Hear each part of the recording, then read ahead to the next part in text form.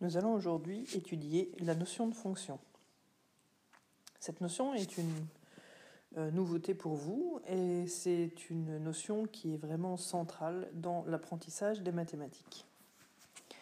Alors pour commencer, on va parler de la vie courante. Dans la vie courante, dans l'industrie notamment, il existe un certain nombre de machines qui nous permettent de fabriquer tout ce que l'on utilise au quotidien. Pour pouvoir fabriquer ces objets, par exemple, il nous faut un certain nombre d'ingrédients que l'on insère dans la machine et il en sort un produit plus ou moins fini. On peut prendre un exemple. Si je prends des légumes, je peux les faire rentrer dans une machine industrielle et ça va pouvoir me donner, par exemple, une soupe.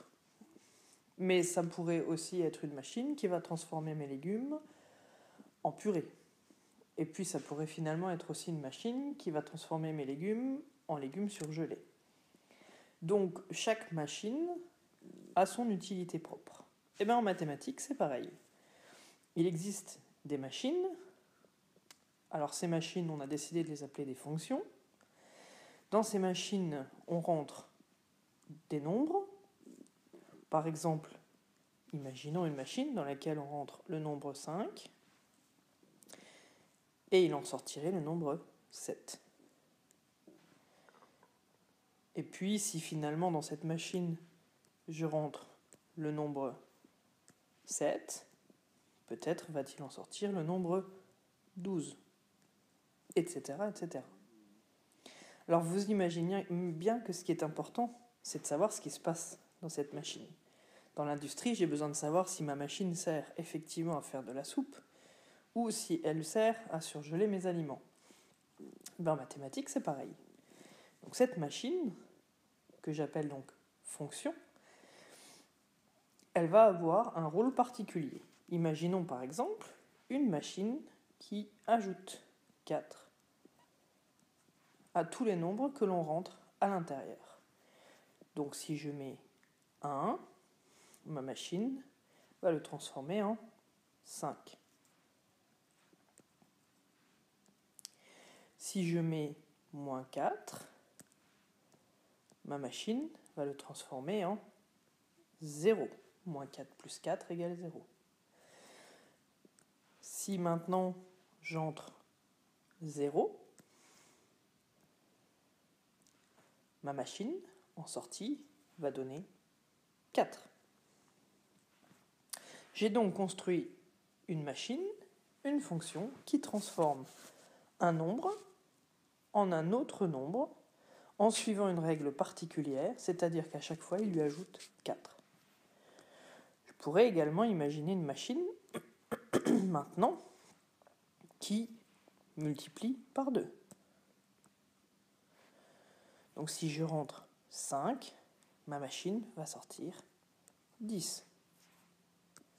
5 fois 2. Si je rentre moins 5, ma machine va faire moins 5 fois 2, et donc en sortie j'obtiendrai moins 10. Si j'entre 0, ma machine va sortir 2 fois 0, c'est-à-dire toujours 0. Voilà l'exemple d'une autre machine, donc d'une autre fonction mathématique.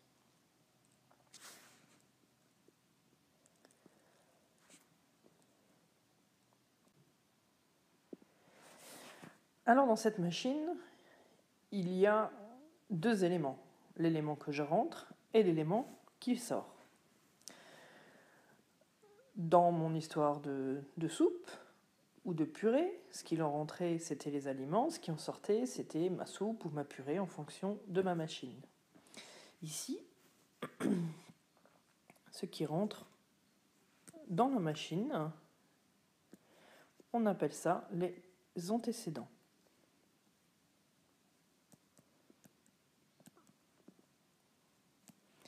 Et puis ce qui va sortir de ma machine, c'est ce qu'on appelle l'image. Si je prends maintenant par exemple la machine qui va diviser un nombre par 4. Alors, si je rentre 8,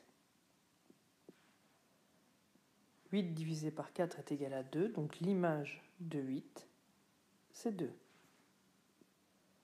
Et on dit aussi que 8 est l'antécédent de 2.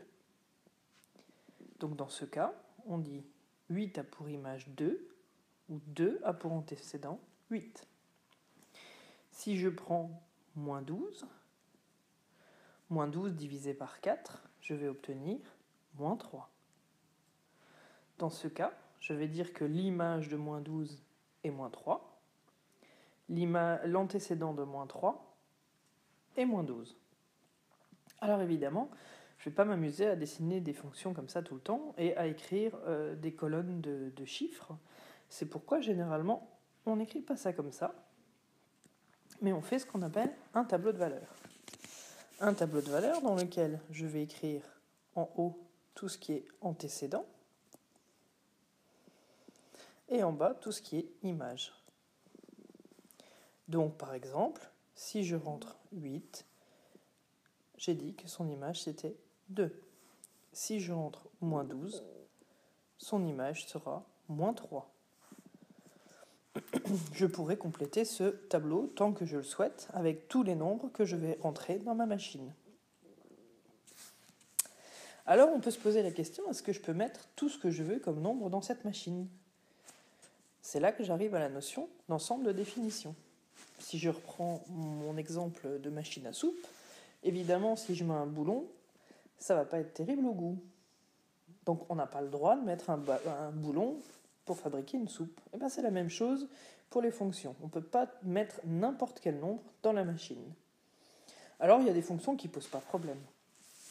Si par exemple je reprends mon exemple de départ, où j'ajoutais 4, je peux prendre n'importe quel nombre réel, je peux lui ajouter 4 et trouver son image par la fonction.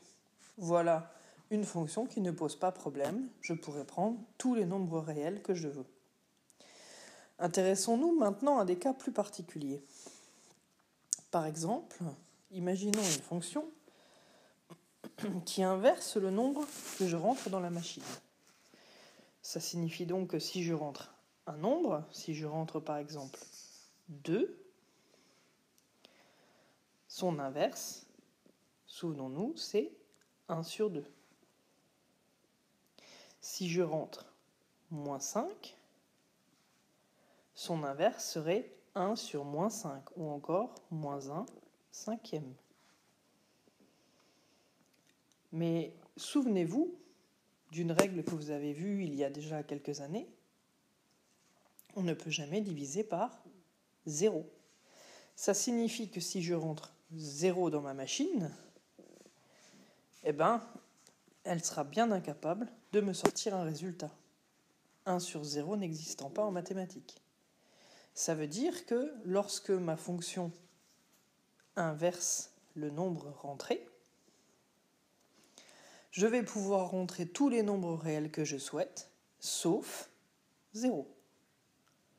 L'ensemble de définition de cette fonction correspond au nombre que je peux rentrer à l'intérieur. Donc ce sera tous les nombres réels que je souhaite, sauf 0.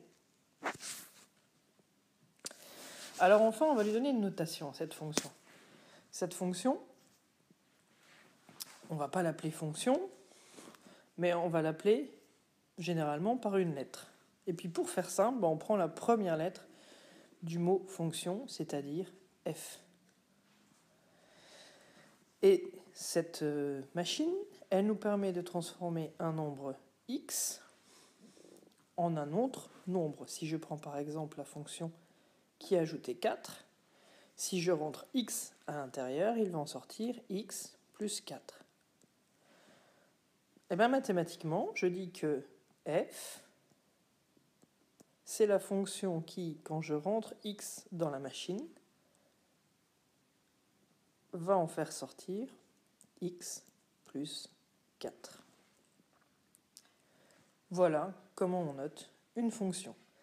Si on en utilise plusieurs, eh bien on changera de lettres de l'alphabet. Généralement, on les prend dans l'ordre. Donc la suivante, si on doit utiliser une seconde fonction, on va par exemple l'appeler g. Si je dois maintenant prendre la fonction qui a x associe ce nombre fois moins 4. Alors cette fonction, je vais l'appeler différemment pour ne pas la confondre avec la première.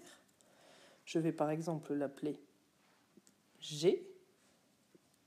En sortie, quand je rentre x, il va sortir moins 4 fois x. Et donc je vais noter que g est la fonction qui a un nombre associe moins 4 fois ce nombre. Voilà pour cette première partie sur les fonctions.